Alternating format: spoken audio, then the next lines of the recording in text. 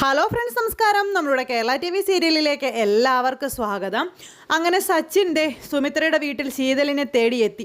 അവിടെ എത്തിക്കഴിഞ്ഞപ്പോഴേക്കും ഭാര്യയെ പിടിച്ചു വെച്ചിരിക്കുകയാണ്. ഞാൻ എൻ്റെ ഭാര്യയെ കൊണ്ടുപോകാൻ വന്നതാണ് തുടങ്ങിയുള്ള കാര്യങ്ങളൊക്കെ ശീതളിൻ്റെ കാര്യങ്ങൾ ഇങ്ങനെ സുമിത്രയോട് ഈ സച്ചിൻ പറയണു. അപ്പോൾ സച്ചിൻ അകത്തേക്ക് കയറാതിരിക്കാൻ വേണ്ടി സുമിത്ര തടഞ്ഞു ശരിക്കും പറഞ്ഞിട്ടുണ്ടെങ്കിൽ. പക്ഷേ അതൊന്നും ഫലം കണ്ടില്ല. സച്ചിൻ എന്തായാലും തൻ്റെ ഭാര്യയെ കണ്ടേ തീരൂ എന്നും പറഞ്ഞുകൊണ്ട് ഇടിച്ച് അകത്തേക്ക് കയറുന്നു. അവിടെ ചെന്ന് കഴിഞ്ഞപ്പോഴേക്കും ഈ സച്ചിൻ വന്നിട്ടുണ്ടെന്ന് അറിഞ്ഞതോടുകൂടി പേടിച്ച് വിറച്ച് ആകെ ടെൻഷൻ അടിച്ചിരിക്കുക നമ്മുടെ ശീതൾ. അങ്ങനെ ശീതളിനെ വിളിച്ചു. ശീതൾ ചെല്ലാൻ കൂട്ടാക്കിയില്ല. പക്ഷേ ശീതളിനെയും കൊണ്ടേ പോകൂ എന്നുള്ള ഒരു ഒറ്റ തീരുമാനത്തിൽ ഈ സച്ചിനാണെങ്കിൽ ശീതളിനെ നിർബന്ധിച്ച് ബലപ്രയോഗം നടത്തി കൊണ്ടുപോകാനായിട്ട് ശ്രമിക്കുക. ശീതളാണെങ്കിൽ എന്നെ വിടെന്ന് പറയുന്നുണ്ട്. അപ്പോഴത്തേക്ക് സരസ്വതി അമ്മ വരുന്നു, പിന്നെ സുമിത്ര വരുന്നു. ഇവരെല്ലാവരും സച്ചിനോട് ശീതളിനെ വിടെന്ന് പറയുന്നുണ്ട്. മോള് വരുന്നില്ല, നിങ്ങൾ ഇങ്ങനെ മോളെ കൊണ്ടുപോകാനായിട്ട് ശ്രമിക്കരുതെന്നുള്ള കാര്യം. പക്ഷേ ഈ സച്ചിനാണെങ്കിൽ എൻ്റെ ഭാര്യയാണ് ഇവളെങ്കിൽ ഇവളെ ഞാൻ കൊണ്ടുപോയിരിക്കും, അതിനി ആര് തടസ്സം നിന്നിട്ടും കാര്യമില്ല, ഇവളെ ഞാൻ കൊണ്ടുപോകും എന്നും പറഞ്ഞ് നിർബന്ധിച്ച് വാടി ഇവിടെ എന്നൊക്കെ പറഞ്ഞു കൈക്കൊക്കെ പിടിച്ചു വലിക്കുക.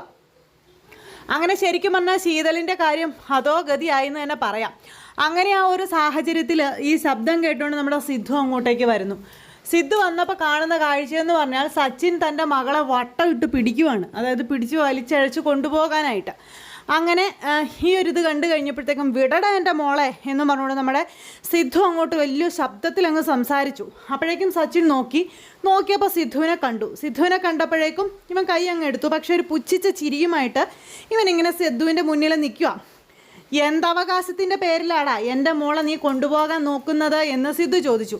അവൾക്ക് താല്പര്യമില്ലാതെ അവളെ ഇവിടെ നിന്ന് എങ്ങോട്ടും കൊണ്ടുപോകാൻ കഴിയില്ല എന്ന് സിദ്ധു പറഞ്ഞപ്പോൾ അത് നിങ്ങളാണോ തീരുമാനിക്കുന്നതെന്നും ചോദിച്ചുകൊണ്ട് സിദ്ധുവിനോട് ഈ സച്ചിൻ തട്ടിക്കയറുക. അപ്പോൾ എൻ്റെ ഭാര്യയാണ് ഇവളെങ്കിൽ ഇവളെ ഞാൻ കൊണ്ടുപോയിരിക്കും, അതിന് ആരുടെയും അതൊന്നും എനിക്ക് ആവശ്യമില്ല എന്നൊക്കെ പറഞ്ഞുകൊണ്ട് ഈ സച്ചിൻ ഭയങ്കര ഇതായിട്ട് ഇങ്ങനെ പറയണു. അപ്പോൾ സച്ചിൻ ഇതൊക്കെ പറയുന്നത് കേട്ട് കഴിഞ്ഞപ്പോഴത്തേക്കും ശീതളാണെന്നുണ്ടെങ്കിൽ ഒരു വല്ലാത്തൊരു ഇതിലിങ്ങനെ നിൽക്കുക. കാരണം മനസ്സ് ചത്തു നിൽക്കുന്ന ഒരവസ്ഥയിൽ ശീതൾ ഇങ്ങനെ അവിടെ നിൽക്കുന്നു. ആ സമയത്ത് നീ ആരാടാ എന്നോട് ചോദിക്കാനെന്നൊക്കെ ചോദിച്ചുകൊണ്ട് അച്ഛനാണെന്നോ അല്ലെങ്കിൽ അച്ഛൻ്റെ സ്ഥാനം കൊടുക്കേണ്ട ഒരു വ്യക്തിയാണെന്ന് പോലും ഓർക്കാതെ ഇയാളാണെന്നുണ്ടെങ്കിൽ ഈ സച്ചിനാണെങ്കിൽ സിദ്ധുവിനോട് വളരെ മോശമായിട്ട് സംസാരിച്ചു കൊടുത്തു. അവൻ്റെ ചെവിക്കല്ല് തീർത്തിട്ട് നമ്മുടെ സിദ്ധു വരണം.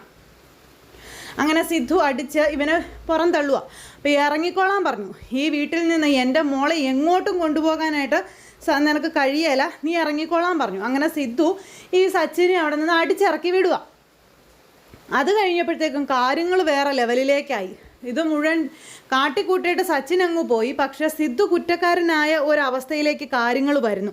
അപ്പോൾ സിദ്ധു ഇതൊക്കെ ചെയ്തത് സിദ്ധുവിൻ്റെ ആ ഒരു ഇതുകൊണ്ടാണെന്നൊക്കെയുള്ള ഇതിലേക്ക് വരുത്തി തീർക്കുക. എന്നിട്ട് പിന്നെ സിദ്ധുവിനാണെങ്കിൽ ആകെ ടെൻഷനായി, ആകെ സങ്കടമായി. ഇങ്ങനെയൊക്കെയുള്ളൊരവസ്ഥ ഉണ്ടായതുകൊണ്ടേ പിന്നെ താനായിട്ട് ഒന്നും ചെയ്യാനായിട്ട് പറ്റുന്നില്ല. അങ്ങനെ സിദ്ധു ഇങ്ങനെ ഇരിക്കുമ്പോൾ സുമിത്രയാണെങ്കിലും സരസ്വതി അമ്മയാണെങ്കിലും ഒക്കെ ഇങ്ങനെ ഇവരെ കുറ്റപ്പെടുത്തിയൊക്കെ സംസാരിക്കുന്നത്, അതായത് സിദ്ധുവിനെ അങ്ങനെ ചെയ്യേണ്ടിയിരുന്നില്ല, ഒന്നുമില്ലെങ്കിലും സച്ചിൻ ശീതളിൻ്റെ ഭർത്താവല്ലേ അങ്ങനെയൊക്കെ പറഞ്ഞ്. അപ്പോഴും ശീതൾ ഇതിനോടൊന്നും പ്രതികരിക്കുന്നില്ല. അച്ഛൻ ചെയ്തത് ശരിയാണെന്നോ അല്ലെങ്കിൽ പിന്നെ അച്ഛൻ ചെയ്തത് തന്നെയാണ് ചെയ്യേണ്ടിയിരുന്നതെന്നോ ഇതൊന്നും പറയുന്നില്ല. ശീതളാണെങ്കിൽ മൗനം ആ ഒരു ഇതിൽ തന്നെ അങ്ങനെ ഇരിക്കണം. അങ്ങനെ എല്ലാവരും കൂടെ ചേർന്ന് സംസാരിച്ചുകൊണ്ടിരിക്കുന്ന സമയത്ത് സിദ്ധുവിൻ്റെ തലയിൽ സകല പഴികളും വന്ന് നിൽക്കുമ്പോൾ സിദ്ധു ആണെന്നുണ്ടെങ്കിൽ എൻ്റെ അപ്പോഴത്തെ ഒരു മാനസികാവസ്ഥയിൽ അറിയാതെ ഞാൻ ചെയ്തു പോയതാ, എല്ലാവരും എന്നോട് ക്ഷമിക്കണം. ശീതളിനെ അവൻ അങ്ങനെയൊക്കെ പറയുന്നത് കേട്ടപ്പോൾ അല്ലെങ്കിൽ ഉപദ്രവിക്കുന്നത് കണ്ടപ്പോൾ അറിയാതെ എൻ്റെ നിയന്ത്രണം വിട്ടുപോയി, അങ്ങനെ ഞാൻ ചെയ്തതാ, എല്ലാവരും എന്നോട് ക്ഷമിക്കണം എന്നും പറഞ്ഞ് സിദ്ധു അവരോടെല്ലാവരോടും മാപ്പ് ചോദിക്കുക. അപ്പോൾ സിദ്ധു ഇങ്ങനെ എല്ലാവരോടും മാപ്പ് ചോദിക്കുന്നത് കേട്ട് കഴിഞ്ഞപ്പോഴത്തേക്കും ശീതളിന് ഭയങ്കര സങ്കടമായി. കാരണം ശീതളിന് വേണ്ടിയിട്ട് അച്ഛൻ ചെയ്തത് അല്ലെങ്കിൽ പറഞ്ഞ കാര്യങ്ങളെല്ലാം 100% ജെനുവനായ കാര്യങ്ങളാണെന്ന് ശീതളിന് നല്ല ബോധ്യമുണ്ട്. അതുകൊണ്ട് തന്നെ എല്ലാവരുടെയും മുന്നിൽ ശരി ചെയ്തിട്ടും ചൂളിപ്പോയ അച്ഛനെക്കുറിച്ച് ഓർത്ത് ശീതൾ ആകെ വിഷമിച്ചിങ്ങനെ നിൽക്കുവാണ്. ശീതളിന് അതിനകത്തൊന്നും പ്രതികരിക്കാൻ കഴിഞ്ഞില്ല. അപ്പോൾ എല്ലാവരോടും മാപ്പ് ചോദിച്ചിട്ട് സിദ്ധു അകത്തേക്ക് കയറിപ്പോയി. സിദ്ധു അകത്ത് കയറിപ്പോയി കഴിഞ്ഞപ്പോഴത്തേക്കും നമ്മുടെ സുമിത്ര അവിടെ അങ്ങനെ ഇരിക്കുന്നു. സുമിത്ര അവിടെ ഇരിക്കുന്ന സമയം സുമിത്രയുടെ അരികിലേക്ക് ശീതൾ ചെല്ലുക. ശീതൾ ചെന്നിട്ട് അമ്മേ എന്നോട് ക്ഷമിക്കണം അമ്മേ എന്നും പറഞ്ഞ് സുമിത്രയോട് ക്ഷമ ചോദിക്കുന്നു. നീ എന്തിനാ മോളെ ഇങ്ങനെയൊക്കെ പറയണേന്ന് ചോദിച്ചു. അല്ലമ്മേ, അച്ഛൻ ചെയ്തത് ശരിയായ കാര്യമാണ് എന്നുള്ള രീതിയിൽ അമ്മയോട് സംസാരിക്കുന്നു ശീതൾ. അപ്പോൾ ഇതൊക്കെ കേട്ടിട്ട് സുമിത്രയ്ക്കും ഒന്നും പ്രതികരിക്കാനായിട്ട് കഴിയുന്നില്ല. കാരണം സിദ്ധു ചെയ്തത് ശരിയാണെന്ന് സുമിത്രയ്ക്കും അറിയാം. പക്ഷേ ഒരു പരിധിയിൽ കൂടുതൽ സിദ്ധുവിനെ ന്യായീകരിക്കാനോ അല്ലെങ്കിൽ സിദ്ധുവിൻ്റെ പക്ഷം ചേരാനോ സുമിത്ര തയ്യാറല്ല, സുമിത്ര ചെയ്യത്തുമില്ല. അങ്ങനെ ഇവർക്കിടയിലുള്ള ആ ഒരു സംസാരത്തിൽ അമ്മയും മകളും കൂടി പരസ്പരം സാരമില്ല പോട്ടെ എന്നും പറഞ്ഞുള്ള പരസ്പരം ആ ഒരു സമാധാനിപ്പിക്കലുണ്ടല്ലോ, ആ സമാധാനിപ്പീരിൽ ഇങ്ങനെ നിൽക്കുന്നു. അപ്പോൾ ഇവർ തമ്മിലുള്ള സമാധാന സംസാരങ്ങളും കാര്യങ്ങളെല്ലാം കഴിഞ്ഞു. ഇതെല്ലാം കഴിഞ്ഞ് നമ്മുടെ സിദ്ധു ഇങ്ങനെ റൂമിൽ വിഷമിച്ച് നിൽക്കുന്നു, സങ്കടപ്പെട്ട് നിൽക്കുക. അപ്പോൾ അങ്ങനെ സങ്കടപ്പെട്ട് നിൽക്കുന്ന സിദ്ധുവിൻ്റെ മനസ്സിലേക്ക് പല ചിന്തകളും പല കാര്യങ്ങളും ഒക്കെ ഇങ്ങനെ കടന്നു വരുന്നു. അപ്പോൾ അങ്ങനെ സുമിത്രയും സിദ്ധുവും തമ്മിലുണ്ടായിരുന്ന ആ ഒരു കാര്യങ്ങളൊക്കെ. അപ്പോൾ ഈ സിദ്ധു ഇങ്ങനെ നിൽക്കുന്നത് കണ്ടപ്പോൾ അതുവഴി നമ്മുടെ സുമിത്ര വന്ന് സിദ്ധുവിനെ കാണുന്നു. കണ്ടു കഴിഞ്ഞപ്പോഴേക്കും സുമിത്രയുടെ നേരെ നോക്കി ഒരു ചെറു പുഞ്ചിരിയോടെ സിദ്ധു ഇങ്ങനെ നിൽക്കുകയാണ്. അപ്പോൾ സുമിത്ര ചോദിച്ചു, ഇപ്പം സിദ്ധാർത്ഥിന് എങ്ങനെയുണ്ട് എന്ന് ചോദിച്ചു. അപ്പോൾ എനിക്കിപ്പോൾ കുഴപ്പമൊന്നുമില്ല, പതുക്കെ ഓക്കെ ആയി വരികയാണെന്നുള്ള കാര്യം സിദ്ധാർത്ഥ് സുമിത്രയോട് പറഞ്ഞു. അപ്പോൾ സുമിത്ര ചോദിച്ചു, സിദ്ധാർത്ഥിന് എല്ലാം ഓക്കെ ആയി കഴിഞ്ഞാൽ ഇവിടെ നിന്ന് പോകുമല്ലോ അല്ലേ, പിന്നെ ഇവിടെ നിൽക്കില്ലല്ലോ അല്ലേ എന്ന് സുമിത്ര ഇങ്ങനെ ചോദിക്കുക.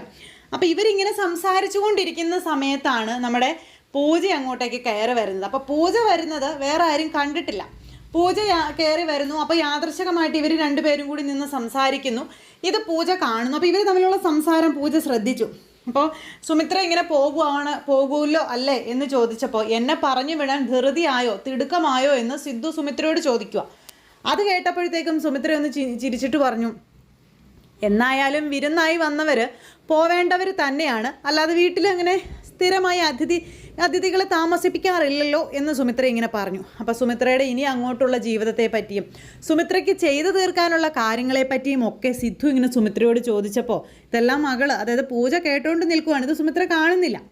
അപ്പോൾ അങ്ങനെയൊക്കെ ചോദിച്ചപ്പോൾ സുമിത്രയ്ക്ക് ആരുടെയും സഹായം വേണ്ട എന്ന് സുമിത്ര സിദ്ധുവിനോട് പറയാം.